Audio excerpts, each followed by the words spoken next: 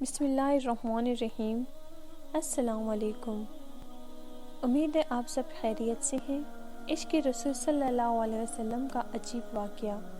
شیخ اعلیٰ سلام حضرت علامہ ظفر احمد عثمانی رحمۃ اللہ فرماتے ہیں کہ میں ایک زمانے میں حج کے بعد مدینہ منورہ گیا۔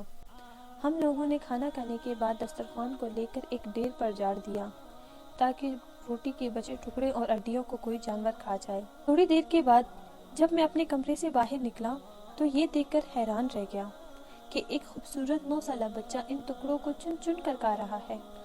مجھے سخت افسوس ہوا۔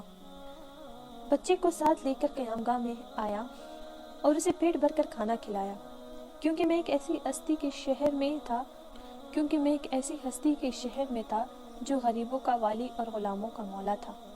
میرے اس برتاؤ کو دیکھ کر بچہ بے حد متاثر ہوا۔ میں نے چلتے وقت اس سے کہا کہ بیٹے تمہارے والد کیا کرتے ہیں؟ اس نے کہا میں یتیم ہوں۔ میں نے کہا میرے ساتھ ہندوستان چلو گے؟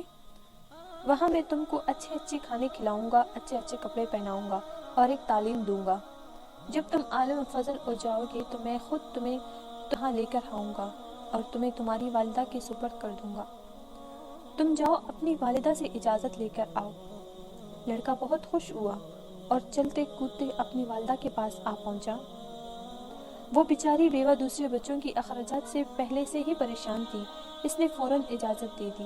بچہ فوراً آیا اور مولانا کو بتایا کہ آپ کے ساتھ جاؤں گا، میری ماں نے مجھے اجازت دے دی ہے۔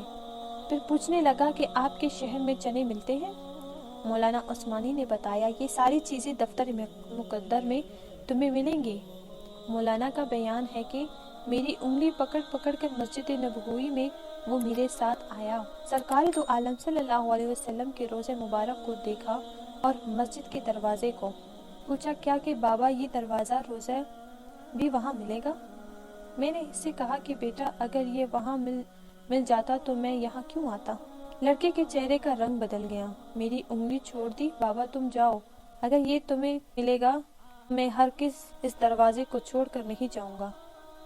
بھوکا رہوں گا، پیاسا رہوں گا، اس دروازے کو دیکھ کر اپنی بھوک اور پیاس بجھا دوں گا جس طرح آج تک بجھا رہا ہوں۔